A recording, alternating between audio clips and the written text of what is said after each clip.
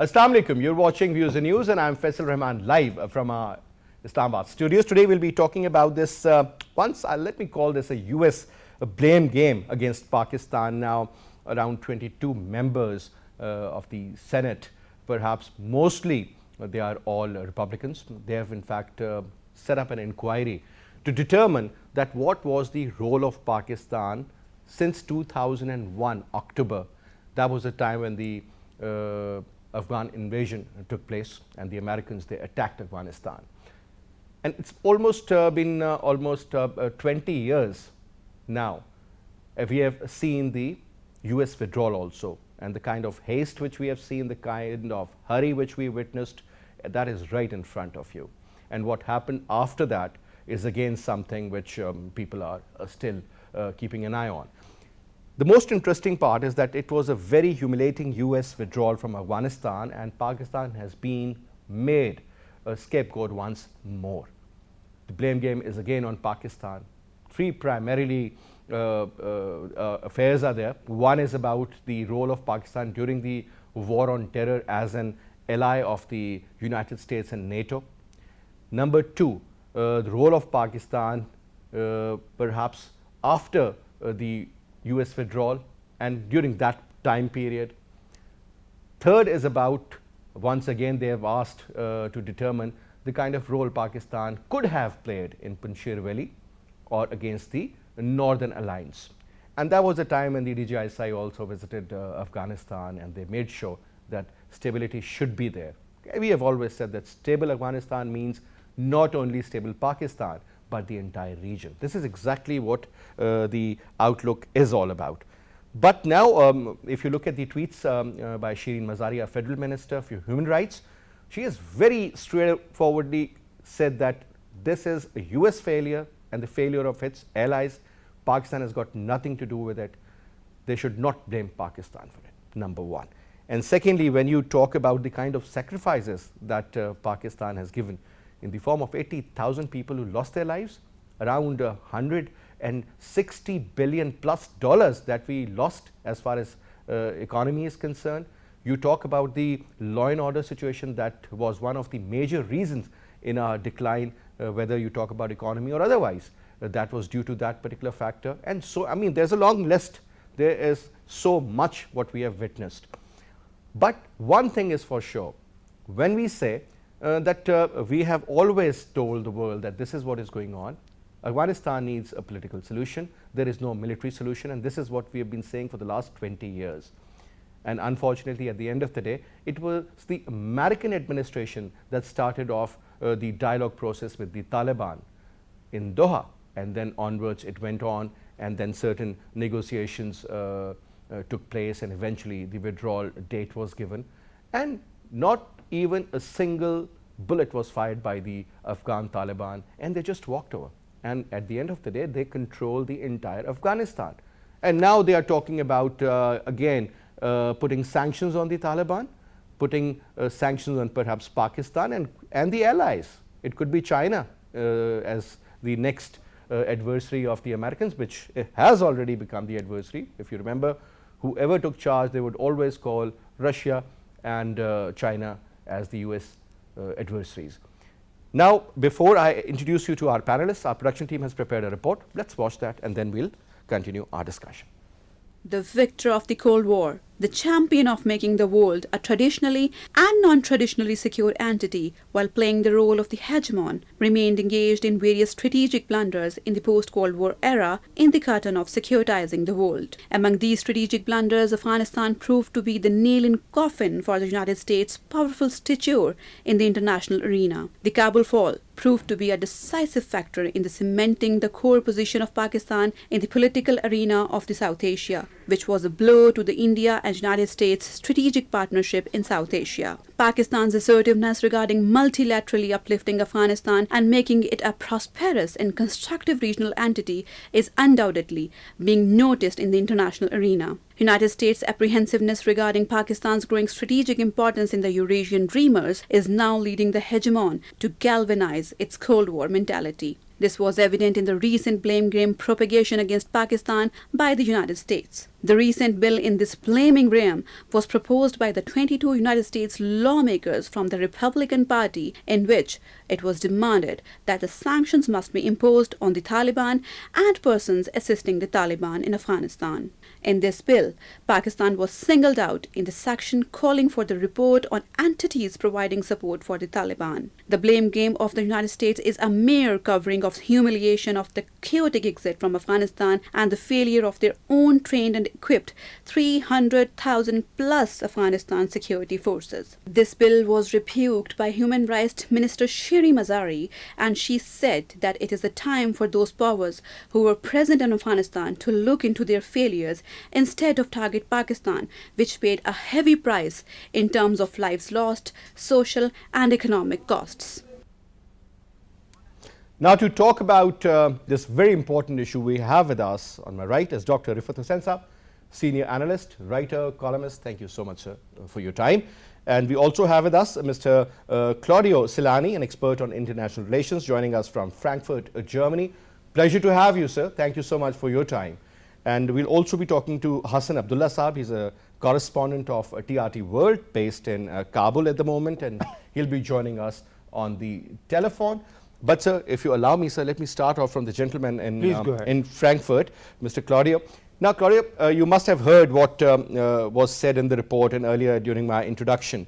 The interesting part is that the kind of sacrifice which Pakistan has given during the last 20 years after this so-called the war on terror in Afghanistan, sir, 80,000 people lost their lives, hundreds of thousands of people were injured. There was this fear factor prevailing all over Pakistan. Students were afraid to go to school and so forth. I mean, things were so chaotic. We paid the price. Forget about the economic factor that was over $150 to $160 billion, and for an economy of the size of Pakistan. Still, sir, when you hear that 22 Republican senators, they have come up with a bill in the Senate to sort of evaluate the last 20 years and see what was the role of Pakistan. Sir, so many regimes have changed in Afghanistan, so many regimes changed in United States of America, and still Pakistan is being scapegoated just because of the failure of the West and in particular of United States of America. Your take, Claudio Celani. Well, thank you, Mr. Rehman. I think this initiative by the US senators is simply outrageous. But if you look at the initiator of this proposal, a senator called Jim Risch, he was the governor of Idaho not long ago. And this gentleman is distinguished for having pushed sanctions against Syria. So this shows that he and the others who signed the proposal, they don't care about human lives. You know, sanctions in Syria have provoked thousands of people starving and dying because of lack of necessary food and necessary medicines due to the sanctions imposed by the United States. So we have to do with a faction in the United States establishment which is not accepting President Biden's decision to withdraw from Afghanistan, and more importantly, to put an end to the so-called endless wars. This is a quote from President Biden, which he repeated in his speech at the United Nations. So we have a dynamic in the United States, which we are in the middle of now, of a rethinking of strategic and foreign policy. And this is going to take some time, but it starts from the assumption established by the President of the United States that the chapter of the endless wars is ended. And the United States now is looking for a new foreign and strategic policy. Now, what this will be, it's a big question mark, because as President Biden said this the next day, he launched a quite aggressive military alliance in the Indo-Pacific with Australia and the United Kingdom. which you know very well about. It's called AUKUS. Yeah. It's a complex situation, and I'm an activist. I'm a journalist, but I'm also an activist with an organization called the Schiller Institute, and we are very active worldwide and in the United States in an effort to shape this change of policy. One thing is sure: whatever the United States future policy will be, it must be out of the paradigm of geopolitics. If the people in the Biden administration who have intention to replace military action with diplomatic action, and we have a few of them, like the number 2 at the State Department, Mrs. Wendy Sherman, who is now talking to China and Russia, and she's the one she's the architect of the nuclear deal with Iran, and even the new head of the CIA. These are all people who want to go back to diplomacy in foreign policy. But as I said, if they do not get out of the paradigm of geopolitics, then the world situation will not improve. The situation will not improve. Now, you heard what Mr. Claudio just mentioned about, and he was very, very straight that this is how it is, and the senator who moved the bill, in fact, was the one. He doesn't care about human rights. He would prefer the sanctions. Now, so looking at the current Taliban regime, let's not call it a government because it's not been recognized. A lot of ifs and buts in the minds of a lot of decision makers at the top. Now, sir, the division seems to be very clear. The Americans, they would not like, because the lost glory aspect seems to be there, because we all thought that they'll leave Afghanistan in a better state. At least they'll settle down the issues. They will not freeze their assets or the finances of the Afghan people. Now, sir, there is a crisis of food shortage, medicine, medical facilities, and it's a war-torn country, sir. Is this what human rights is all about, where they always claim about the women rights, that women should be inducted in their parliament? Is that more important, or people who are suffering and who are dying in Afghanistan, is that more important? Because that is directly linked, sir. Well, Faisal, you are raising a very important issue, that what about the 40 million people, Afghan people, who have suffered, continue to suffer because of the American sanctions, because of the war and the devastation wreaked on them. So what about their rights? What about their livelihood? What about their future means of survival? That's one dimension. But the more important thing that about this legislation bill that has been moved by these 22 senators is that it has been predominantly supported by the Republicans, and as Mr. Claudio mentioned, the name of the lead person indicates that he is very strongly believes in applying the sanction tools to their allies, to their adversaries, perceived adversaries, and so on and so forth. And there is a collective failure on the part of the Republicans to realize that that America was at fault. So when they are in a denial mode about recognizing their own faults, which led to the precipitous decline of the Ashraf Ghani government, and the manner in which the Americans vacated, particularly Bagram base, everybody is up in arms, and they are calling for an investigation. In fact, as we speak, there is right now there is a U.S. Secretary of State and American Defense Secretary. They have been called before the Congressional Inquiry Commission to answer that why the collapse occurred. So there is a growing realization within the United States that that it was a self-inflicted wound, and the Americans were at fault.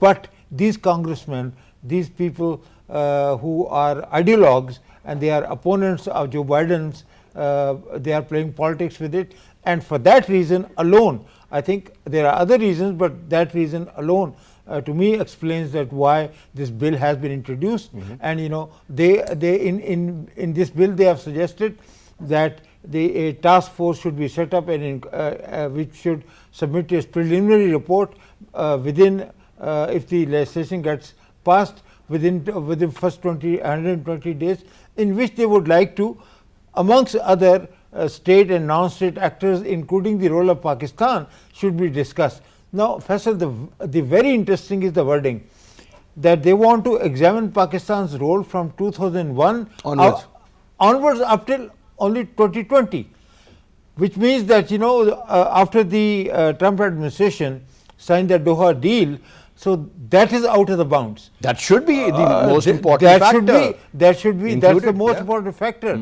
because the Doha deal was cut by the Trump administration, and they appointed Zalmay Khalilzad as the special envoy, and he was conducting negotiations. But why do they want to, why the Americans are not willing to talk about post-Doha deal developments? Because that is when Pakistan's constructive role, positive role as a facilitator, as a supporter of the Afghan Taliban comes into play.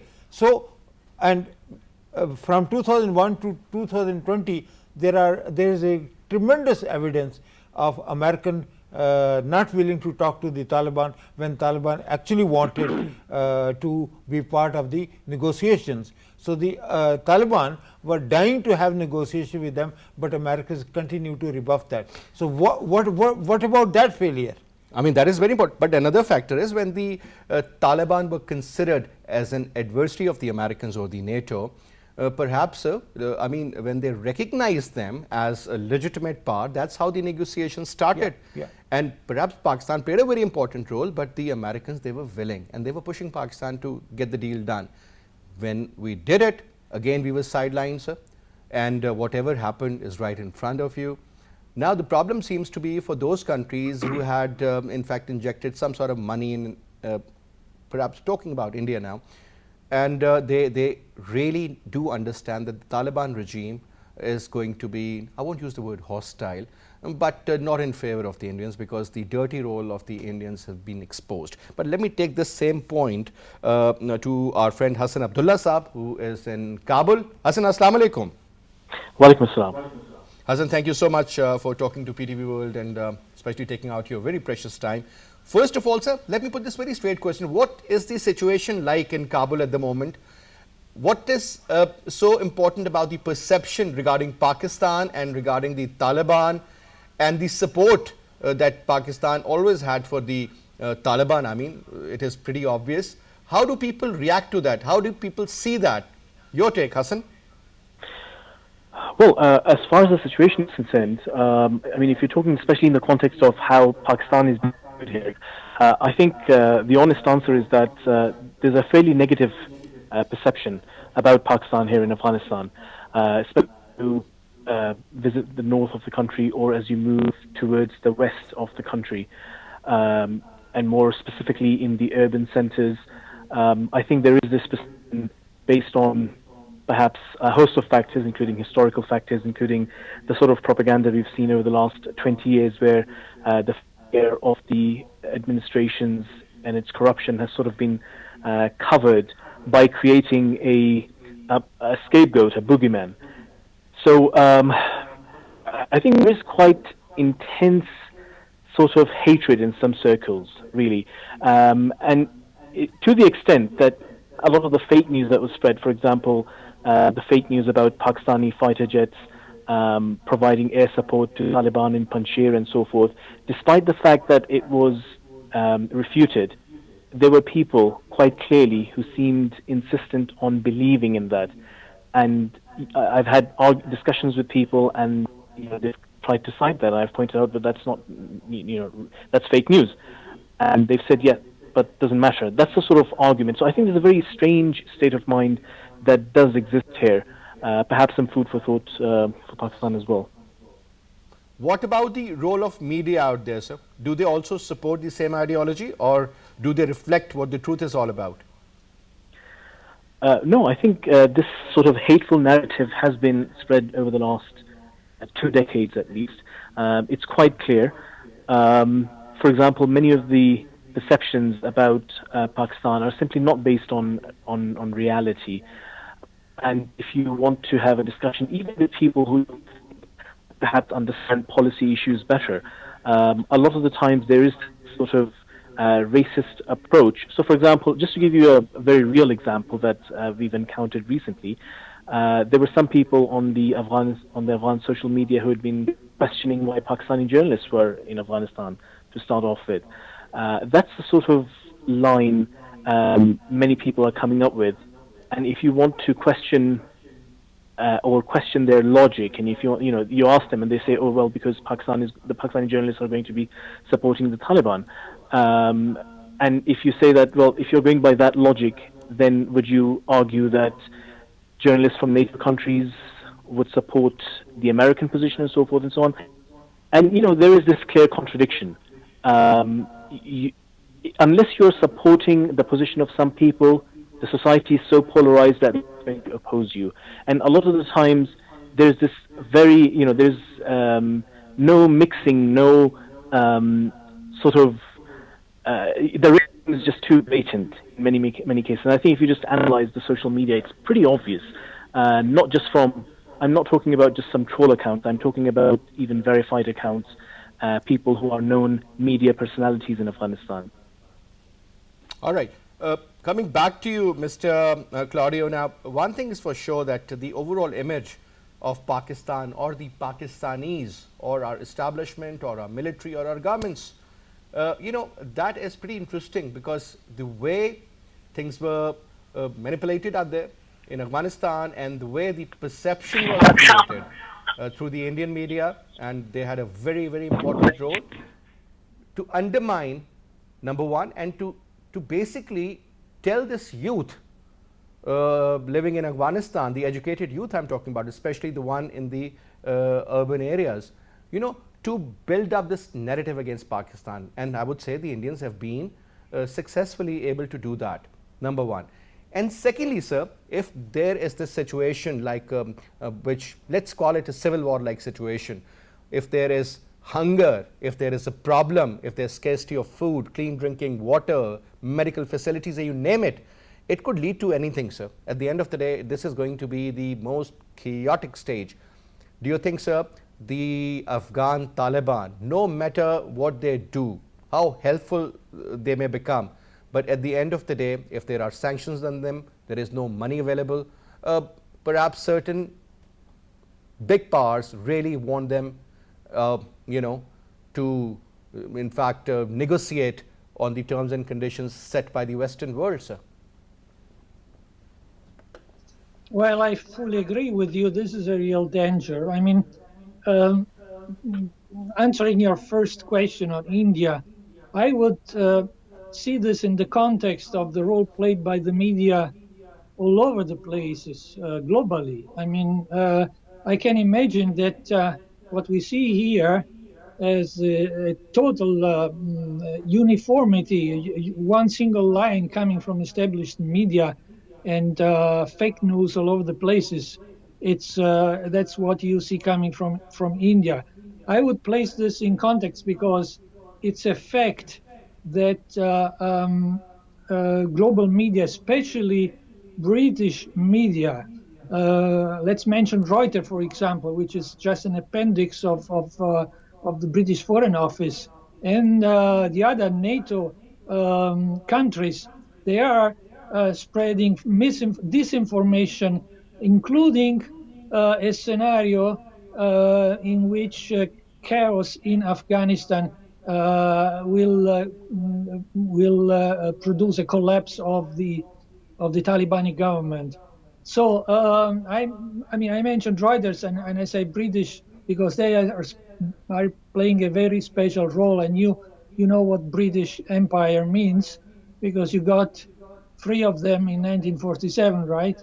But that's what's about now concerning American policy, because the people who reacted more strongly to the decision to leave Afghanistan were the British, and one above them is Tony Blair, who called this decision imbecilic. So he said the President of the United States, in other words, is an imbecile. And that's because the British have dominated with their geopolitical thinking American foreign policy, at least since Truman, with some exceptions. You know, one exception was President Kennedy. For a brief period, President Reagan went out of control. But they have dominated American foreign policy with their geopolitics and through what they call the special relationship. So the day when Joe Biden announced the pull-out of Afghanistan, and when the troops pulled out, the British government and the British establishment freaked out totally, and they started to scream about the danger of destroying the special relationship. Now, the special relationship, you know, was created by Winston Churchill 1 year before your independence, 1946. So that's what they see now, and it's clear that the United States have to come out of this, have to change policy. And sure, it's urgent for Afghanistan to stabilize the situation. And the question of human rights and women's rights has been mentioned.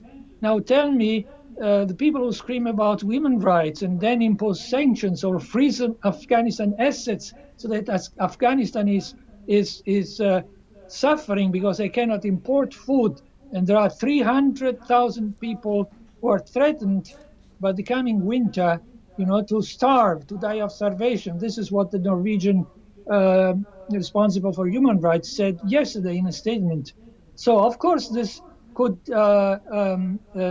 result in a chaos and in destabilization of Afghanistan. So the question is, cui bono? This is a Latin question which means, you know, who is profiting from this? Again, the idea that you have to prevent a conjunction of countries along the Eurasian continental platform, because this is British geopolitics. You know, Afghanistan, Pakistan, these countries are important because they are the pivot of the Eurasian land bridge.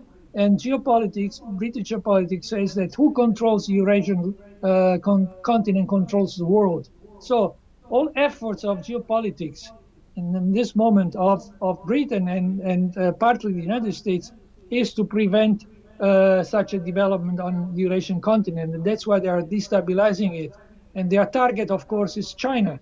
You know, this is clear. They want to prevent China to take back the role that China has had for thousands of years on the world stage.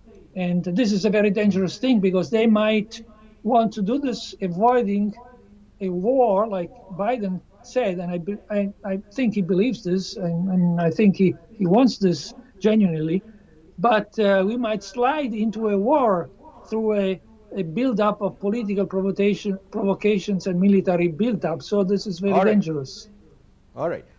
Now, coming to you, sir, since we do not have much time, but let me put this question. Sir, obviously there are a lot of very, I would say, strong challenges ahead, not only for the entire region, but in particular for Pakistan, sir, as far as the strategic stability of this region is concerned. Now, there are looming humanitarian crisis out there in Afghanistan, sir. So much more is happening. Whatever we could have done within the given capacity, I think we have. But still, now what? Well, Faisal, very quickly, let me just address the issue raised by Hasan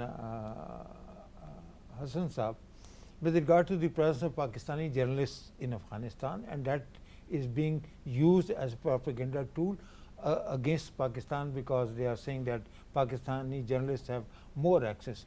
Well, let me tell you that I know a number of my Western, particularly American friends who have been traveling to Afghanistan, and they have been filing stories, and which are some of them stories are hostile to the Taliban, but most of the time they are highlighting the humanitarian catastrophe that faces Afghanistan if international community continues led by the United States, continues to harp on punishing the Taliban and imposing sanctions, etc., etc., etc. But Mr. Claudio has mentioned about the geopolitics. But the most important aspect of the geopolitics is the role of the military-industrial complex inside the United States. There you go. Because they are the people who want to create wars or create conflict situations so they can sell their arms. And let me put it to you that the Afghan conflict or the Afghan war for the past 2 decades was a gravy train for most of these military industrial complex, whether that's the Blackwater or their special forces, and these guys, even some of the generals, some of the senators, people like Donald Rumsfeld or former President Bush. Let's take the names, sir. This is what has happened. So you name it, and that is there. But the question is, would the American people will buy this bill?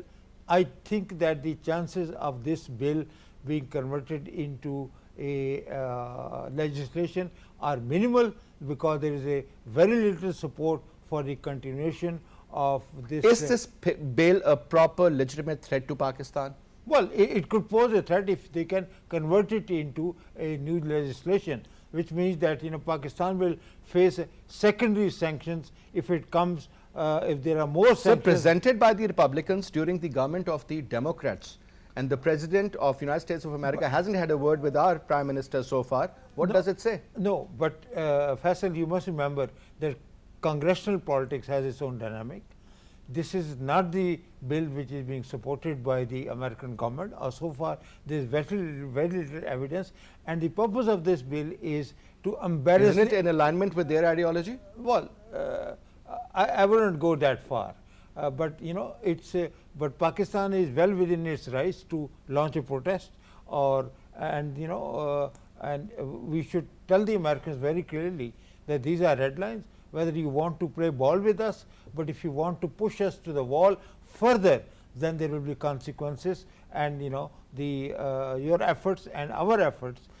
So one thing is for clear: the double standards of the West, they have been exposed. Yeah, of course. The world knows what exactly is going on, and obviously this is no more a unipolar world where a certain country can take the decision on its own and the rest will follow. But the Republicans think that they still rule the world. Unfortunately, they do, but that's not the reality. Yeah, that's not the reality. So if you allow me, sir, let me. I think Hassan Khan is Hasan Abdullah has left and he's not with us at the moment, but I think a couple of very important points were raised by Mr. Hasan, and I think one has to address them in its true form, because when we talk about Afghanistan, to be very honest, yes, majority of the youngsters, slightly liberal than the most, they have a very different understanding of Pakistan because of the Indian presence of media and the Indian presence in general, I would say. Has in fact tilted a lot against us, but I think Pakistan really has to work hard. There are ways, there are options, and there are always certain solutions and remedies available, provided if you play your cards wisely. Now that is the key factor. Anyway, I'll see you at 8:05 p.m. tomorrow. Till then, you take good care. Khuda Hafiz.